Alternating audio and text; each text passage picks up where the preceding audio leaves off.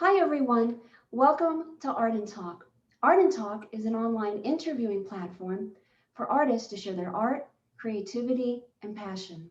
We embrace all the arts, the traditional arts, and the spiritual arts to bring you diverse and quality interviews to watch and be inspired by. If you are an artist and you're interested in being interviewed on Art and Talk, please send an email to viewoftheartist@gmail.com and we'll get back to you with scheduling and information. Please stay connected with us on our YouTube channel, Art and Talk, and also on our Facebook page as well. Today we're going to be speaking with a visual artist who's a painter, and we'll be finding out about her fabulous paintings and getting into that. I'm Leslie Sue, the host for Art and Talk, and I'd like to welcome our guest painter, Hannah Bitton. Hannah, welcome. Thank you, Sue, for having me. It's a very nice thing that you have this channel for artists. Just got a call. Okay. It's a very nice thing that you're doing, interviewing artists. Thank you for having me here today. Oh, thank you. Well, we're so delighted to get into your beautiful art. Before we get into your art and show a couple of images, tell us a little bit about your background, if you would, Hannah. Actually, I'm a self-taught artist. I started painting about 3 years ago. I was always into sketching when I was a little girl and doing home ec classes, sewing, cooking. I always liked to be very creative in different fields I was in. I was a realtor, still do that on the side. I also did pharmaceutical sales. I was a teacher. I've done many different things in my life, but till recently, about 3 years ago, I actually discovered my passion for the arts, and I delved into it fearlessly without having any background or education in it.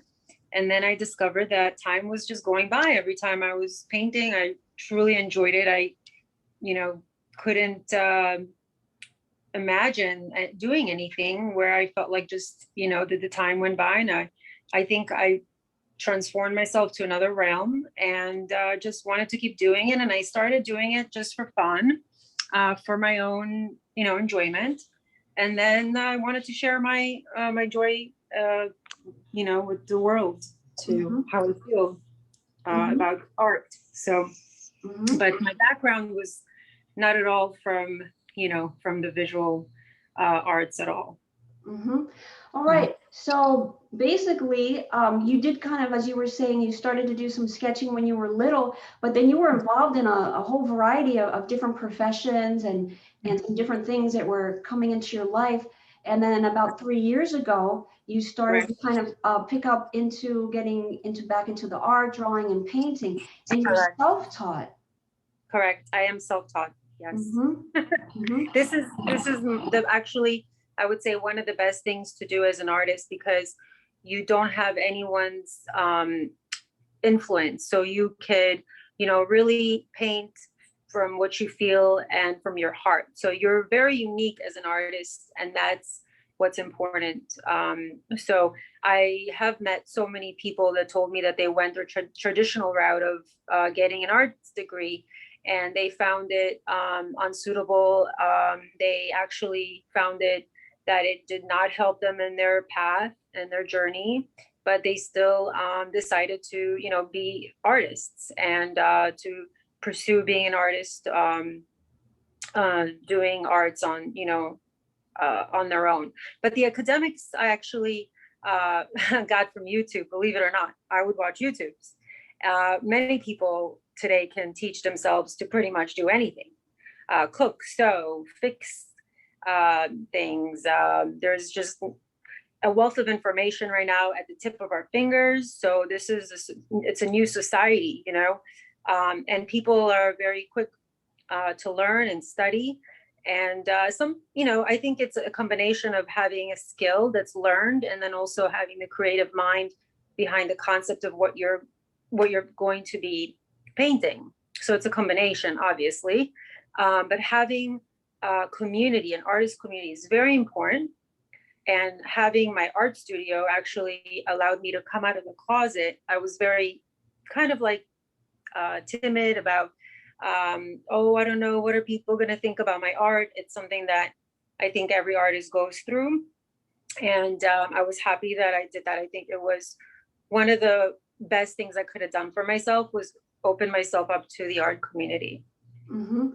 Yeah, I love what you're sharing, and that's a very interesting perspective, being self-taught and feeling more like uninhibited and more of a sense of freedom than going like a Right. traditional route, like as an art, Correct. art student in art Right. school. Mm-hmm. But you have to be like very disciplined and you can't give up. So, when you're teaching yourself, you have to figure things out on your own. So it's like throwing something on a wall and then throwing it again and again and again until it's like same thing like cooking. You could try to make the best chocolate cake and you might not make the best chocolate cake at first, but if you try again and again and again, you perfect your recipe. Then I think that's what art is about. It's literally like, any skill that you pick up, you could develop it. And as an artist, we're always growing and changing, and our personalities, our preferences in life, our age, the things that we care about, all these things change as we grow. So artists are actually always changing. So whether it is you go to an art school or not, there's always a period of an artist that I believe they have to transcend beyond, what they're doing. I know a lot of people always say, paint something that people know that it's your art and create a collection of something that looks like it's the same. And I kind of like understand where that's coming from. And when, you're doing art curations, I see the power and the testament in that. But I do believe that no artist should keep themselves to painting in one style. I think that especially for an emerging artist like me, I think it's important to have different styles and explore until you find something that you want to stick to and paint forever. I love variety, not only as an artist but as a human being. So I don't see myself ever always painting the same subject matter in the same way. But I'm sure that as I paint and my collection of artworks grows, that we sort of like as humans get to know ourselves in our lives through the experiences that we go through. So I think when we paint as artists, the more paintings we create, the more we get to know ourselves as an artist as well. Mm-hmm. Mm-hmm. Thank you so much for sharing this. It's really giving us some great insight into your like thought process and your perspective on art. Like to show properties when I was doing real estate, because I used to always go to different places and be outdoors. And when I did pharmaceutical sales, I was always indoors in a cubicle. So when I said to myself, well, this is the time to make a shift in my life. And you love art. What else do you love? And I'm like, well, you love nature and you love art, and nature inspires you to create. So then why not painting picnic? Because, being outdoors is healing, and doing the arts is a very healing thing. Combining them together is actually a very incredible experience. I would say that it is probably the most relaxing thing anyone can ever do. If somebody is stressed out or is going through an anxiety or anything, being in nature helps. But if you want to double that effect, take a notebook, even just not even like paints, just anything that you could sketch, sketch a tree or a little bird. The activity of getting disconnected from like your daily life when you're doing that is just so healing. For everyone today, I think it's important to tap into taking a time out, because we live in a world that's so fast paced. We're always on our phones, we're always on our computer.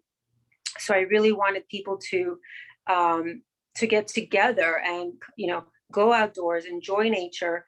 And literally right before COVID, like I was putting out the message into the universe, and then COVID happened, and then everybody's like out in nature now. Everybody wants to sit outdoors.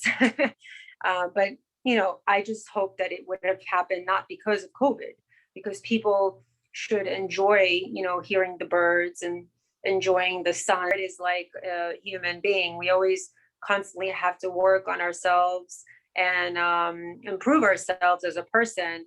And it doesn't stop, And so yeah, I have an artist that I was working with. His name is Pavel Uparov, that we share this space with. One of the pieces that you showed was his, and he actually told me himself that sometimes he would sell artwork to people, and he would like ask for it back to continue working on it after they had purchased it. So that's what it is when you're an artist. It's continual attachment to the artwork that you create. For me, once I do finish with my artwork, I do feel like it is complete. I don't tend to want to go back and work a piece. I'm always eager to start something new, to take an idea and create something new, put something new into action, rather than revisit an old canvas. I think also that's another thing most artists want to do, is complete their work so that they can move on to their next creation. Mm-hmm. You have this great sense of like renewal and like continuation to evolve, and you just feel so adaptable. Yeah, I actually love to think of new ways to express myself, and because I have so much to say that I don't think I have enough time to say it sometimes, and with art it takes a couple of months to complete a piece sometimes, because you get carried away, doing other things. So then you're like, oh my gosh, I have to get back, I have to finish this piece, and then you're working on a few pieces, and you're like, but then this other idea pops in your head, and you're like, oh, I got to do this, like, when am I going to have the time? But I always find that as an artist, like whatever you have in your mind, it will never go away. Like even if it's in your brain, like it will come back. Like even if you put it like back here, eventually, like one day it will come back up here. Mm-hmm. So right now I'm working on a piece. It's actually I took a photo reference of Andy Warhol coming out of a manhole. And what I did was I wanted to make a statement as an artist. So I took myself and I imposed myself into this photo. And basically, I am the model that is coming out of a manhole with Andy Warhol. And I also transposed Banksy in there as well. And I'm coming out of a can of soup, not a manhole, to say that women can make it in the art world. So, and it's a fun pop art piece that it's my, first time taking an actual photo and playing with it, and making it into, a work of art. And I just had to do a Campbell's can of soup, Mm-hmm. Mm-hmm. Wow, what an interesting project. All right, if it's all right with you, let's go ahead and pull up a couple images and have you elaborate on them if you would. Sure. Sure. Okay, very good. Again, just give me a moment and we'll go ahead and pull up the first image. Okay. Okay, so this is Adam and Eve. That's what I named the piece. Mm-hmm. It talks about the soul. It talks about how, our heart is our soul. And people ask me when they come to the studio, what made you choose a heart to represent the soul? And I chose a shape of a heart because the soul is our heart. Because if our heart stops breathing, functioning, then we're not alive. And when we're not alive, our soul is not there anymore. So I also chose to kind of show life's intricacies of being a human, and our human needs and wants, and the pull between the good and the bad, the constant war as humans between evil and good in the world. And of course, we all want to live in a utopian world where everything is good and happy, but unfortunately, that's not the case. So that's why I have the background kind of dark, and then another light. One is angelic and one is kind of like on the darker side. and there's real feathers in there, and the two heads are protruding out of the heart, and it says Prada on the top for the Devil Wears Prada, but instead of Paris, I think I put Tel Aviv because I'm from Israel. Mm-hmm. Mm-hmm. So it's a little fun twist over there for me. Mm-hmm. Yeah, I love this. It's so evocative. And just hearing you explain about it, what an interesting representation, based on all that you're aiming to, evoke and present and also express. Thank you. Everyone loves this piece. Actually, it's a lot of doctors, vascular surgeons, and any surgeons. They all really love this particular piece. I definitely, if I tried hard enough to sell it, it will be gone in a second. But I like actually having it here at the studio. Mm-hmm. And the Hannah, the mixed media aspect, not just doing the straight up painting, with the faces and whatnot. Is that something that you like to do? Have you done that before in some of your work? Yeah, actually, Adam and Eve is only like the third artwork, the third piece of art that I've ever made, third or fourth. It's one of my, original artworks when I started out as an artist before I even had the studio.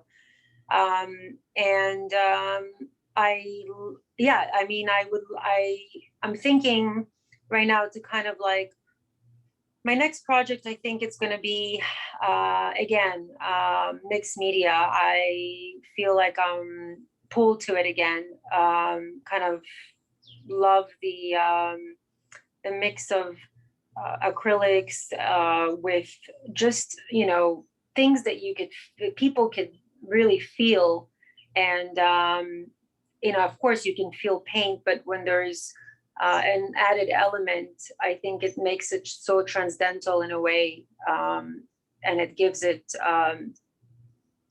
just more presence. So yeah, I definitely have another piece in mind that is going to be a play on words, and I don't even know if I'm going to be using any paint in it. I might just use objects. Mm-hmm. All right. Let's go ahead and go to the next one if that's all right with you. Sure. All right. Okay, so this is Anthony Bourdain. So Anthony Bourdain, I'm a big foodie. I love food. So I used to watch Anthony Bourdain, not religiously, but I used to really enjoy his shows because I always liked the element of how he bridged the not just the food, but also the locals and the authentic way that he represented the food of the people. It's just real, it's just everything about him was very real. And what I wanted to showcase here is that he was a simple man that liked simple things. And although he was a well-renowned chef with a lot of followers and his own TV show, he still appreciated the small things in life. He loved burgers and fries, and actually the In-N-Out burger you could see is behind him, because that was one of his favorite meal. So before I actually do any painting, I do some research on the subject, and the image comes to my head, but then I take it to a further step when I do my research. So all the stamps behind them are actually places that he had visited, and basically he's wearing his chef coat. And actually, originally, my original sketch was going to have him wear a suit, and the suit was going to have like pizza a collar made out of pizza, and a shrimp bow tie. But I was like, there's already so much going on, so let me scratch that. So here is a perfect example of, a sketch that you edit. Once you start creating something, you might see it in a certain way on a sketch, but then when you start creating it, you are going to probably most likely either take things away or add things to your vision. Mm-hmm. Yeah, this is so well executed, and everything that you're sharing, and it was like a tribute to him. Mm-hmm. It's so interesting because I feel a sense, a great sense of movement and dynamism and action in the background, and kind of like that's almost like a representation of his mind and um and kind of representing him, and then you have the portrait in the foreground, kind of like this stationary element, and just the look on his face, um, you know, really evokes fun, and I and, Mm-hmm. and and I think also, just a love of life. Yes, exactly. It's almost like he's here with us. Yes, yes, absolutely. Yeah. All right. Was there anything else you'd like to share on this? No, no, it's just actually, oh yeah, actually, that's actually the second portrait I've ever done. And that's interesting, Hannah, because being self-taught, I know you said you've gone on YouTube to, get some, Mhm. some kind of like YouTube education and whatnot. But, you know, for, one of your early portraits and getting the proportions of the face, the Mhm. human face, is really quite a feast, to actually master. And you've really done that quite well. Well, I have some tricks up my sleeve. Most artists, you could take your time, I think, to sketch something out, and you could also use certain tools to help you get there quicker. I think it depends on, like, what you're seeking to do. For me, I think we should use tools as artists, because we already have so many we already wear so many different hats. As an artist, we have to market ourselves, we have to sell our artwork, we have to create it, and then we have to go out there and make connections. So as an artist in today's world, it is so time consuming. So if you could possibly use some tools that can help you cut the time and be able to accomplish things quicker, then it's definitely advisable in my mind, for any artist, who does art full time. Right, right. In addition to creating the art, you have to wear many hats. Correct. Yeah, Yes. yeah, that's a good point. All right, let's go ahead and look at the next one. All right. Okay, so this is Untitled. I actually first titled it, and then I decided to untitle it. The title that I first thought of it were Thoughts Leading into Actions. And it was, the vase was turned into a portrait of a vase turned into an abstract vase with water in it. It's funny because this piece I was reluctant to even showcase at my studio, and it turned out to be one of my most popular pieces that I think gets one of the most reactions from people. And so, that being said, like, you never know, right? You might not necessarily think you created something that was great, but then the minute you show it to somebody else and they see it, you really get a thrill of, like, the people's response to how they feel about this piece. So I was asked a lot about this piece, like, what made you want to paint it? How did you get the texture? And then everybody that looks at this painting interprets it in different ways, and that's why I chose to untitle it. So many people do see different things in this piece, and it's a lovely piece. It provokes many, many amazing emotions for people and thoughts. Mm-hmm. Yeah, I love that. Kind of like let the viewer kind of absorb and interpret it, in their own way. Mm-hmm. Can you share with us though, Hannah, the symbolism with the hands and the feet? What Yeah. was in your awareness to kind of go in that direction? Right. So my awareness was like my power of thinking, and I wanted the world to know that your power of thinking leads you to certain places. And my point was to show that you can change your outlook. You could change anything in your life with your outlook, and the power of thinking, and how our thoughts lead us to do certain things or become certain things. And our thoughts are like water. They water our human body to, have blooming flowers. So if you notice, the hands and the feet have kind of like abstract flowers growing out of them, as if to say, like, what you think can grow into different things in your life. So be careful about what you think or what you wish, because it just might come true. Mm, yeah, yeah. I'm wondering, Hannah, just on average, what size are you working on with your canvases? Well, they range. I mean, I love working on really big canvases. I'm not a fan of super tiny small ones.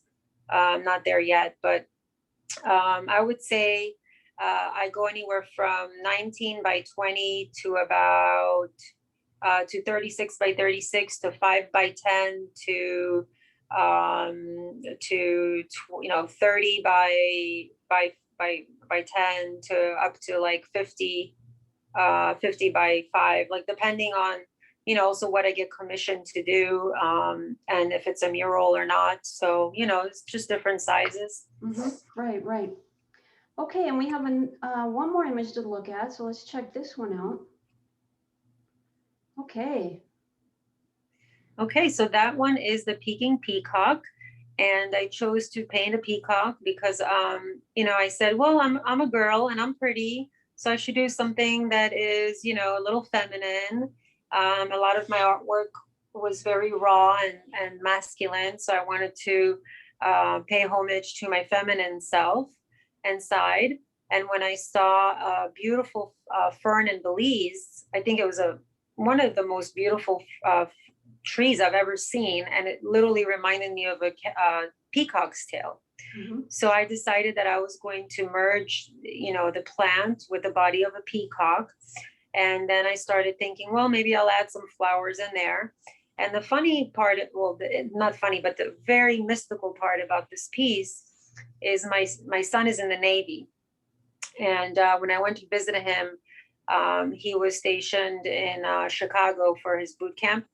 And I went to see him for his graduation, and we visited the museum there, the Naval Museum. And I'm looking at, some photos in the wall, and then I realized that peacocks came on Navy ships from India to the U.S. Mm-hmm. And I'm like, look at that! What I knew I was painting a peacock. I didn't know the reason, but there's always reasons that find themselves after I actually paint the work. And then I realized that all the plants that I chose to add into the piece also came from India.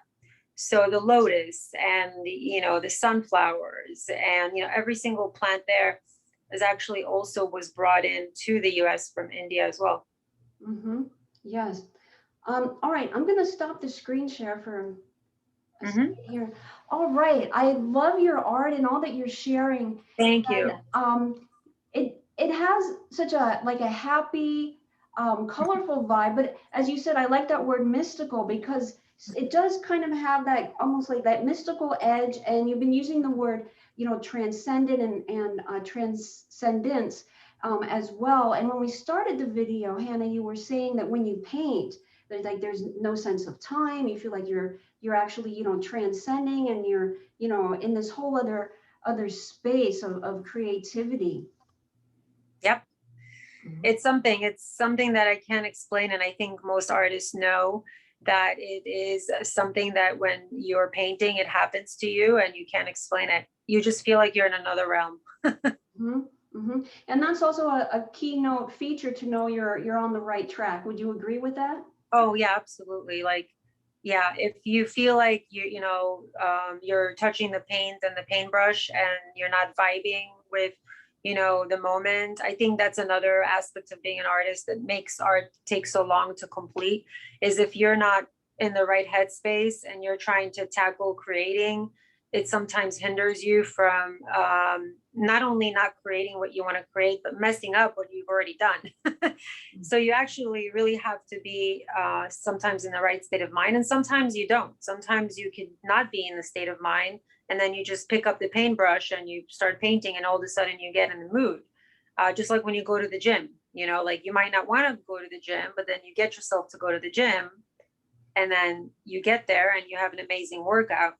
So I think, as artists, we have that like, moment, that high, like a runner's high. So like how does a runner get a high, right? When they're running and they're running 3 miles and their body feels the adrenaline.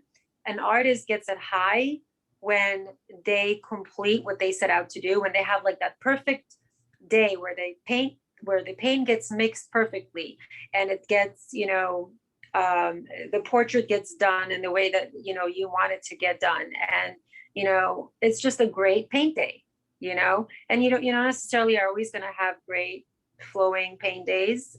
Sometimes you'll have days where you're like, oh, I didn't do it the way it should have come out. Now I have to do it all over again.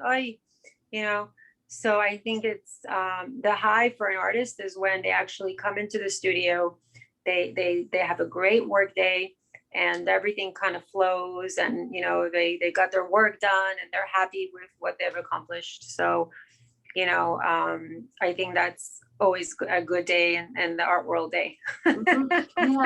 Yeah, absolutely. And so it sounds like it's a combination in your perspective, Hannah, of inspiration and then also discipline, because you're saying sometimes, Right. like maybe a state that you're in, it may not be that high, but yet, you go ahead and you Right. pick up the paintbrushes and you're in front of the canvas and you just kind of let it happen, and then you kind of reflect on it, and you just kind of accept, okay, that was how the day went.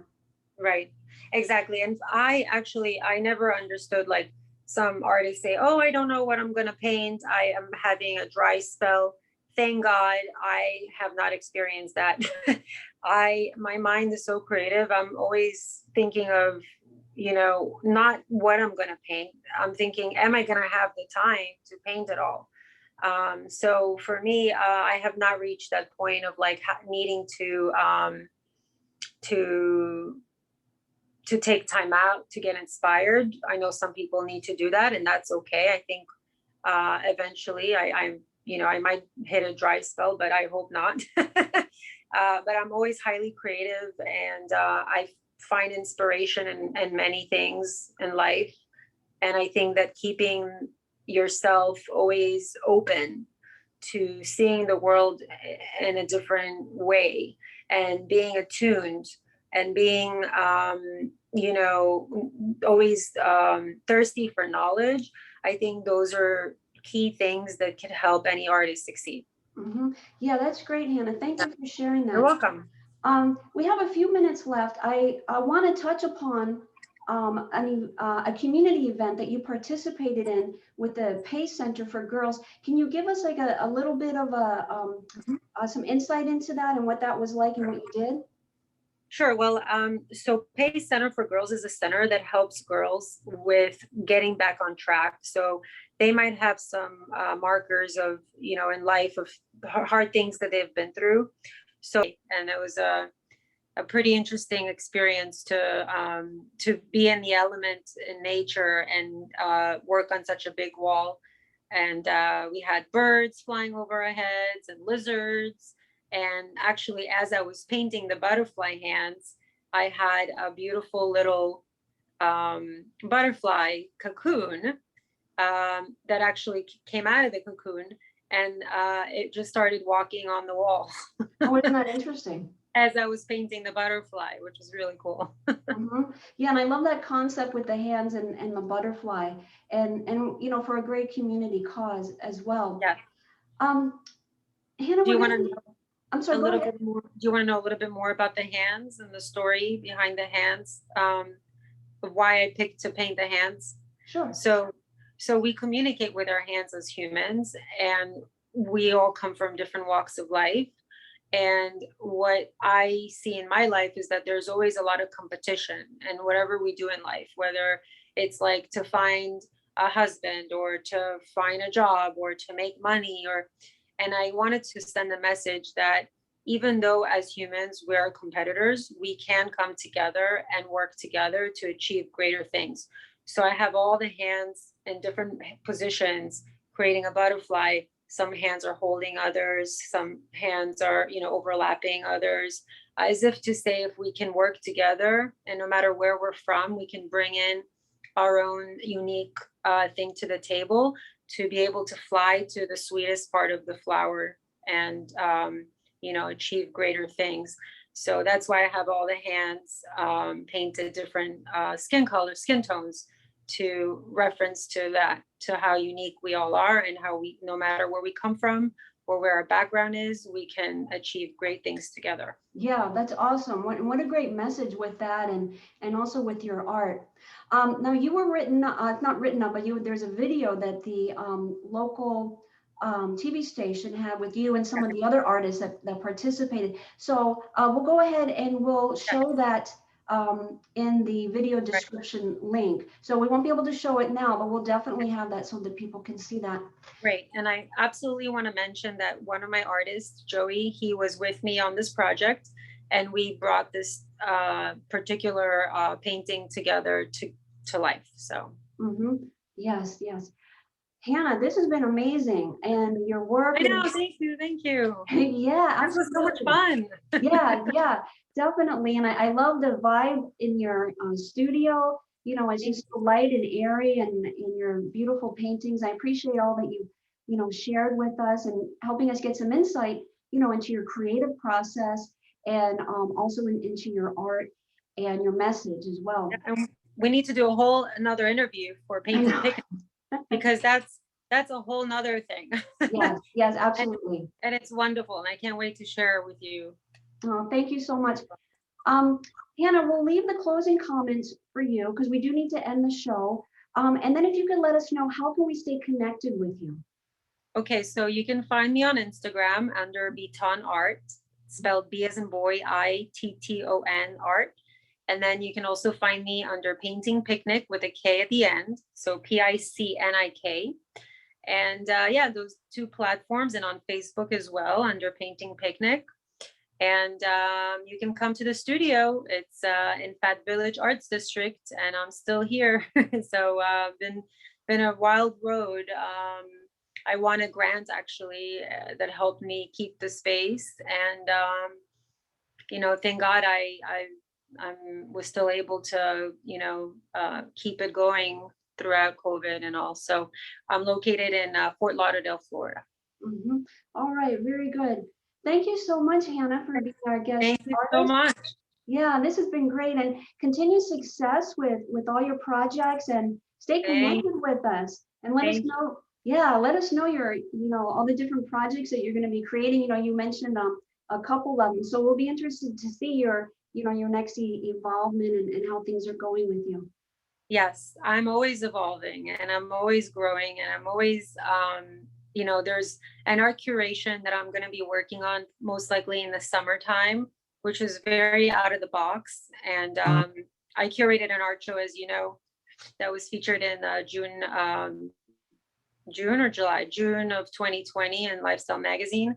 And right now I have an idea, and I'm kind of like figuring out who I wanted to partner up on this idea with, but it's something that nobody has ever done. So I look forward to making that come live. Yeah, absolutely. We'll be interested in checking that out. Yeah.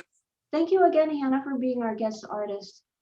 Thank you so much. Have a beautiful day, and stay blessed and be safe. Yes, you too. And continue being creative always. Yes, absolutely. Thank you, everybody, for watching Art and Talk today. And we'll talk soon on the next Art and Talk. Until then, be well and be blessed. Bye.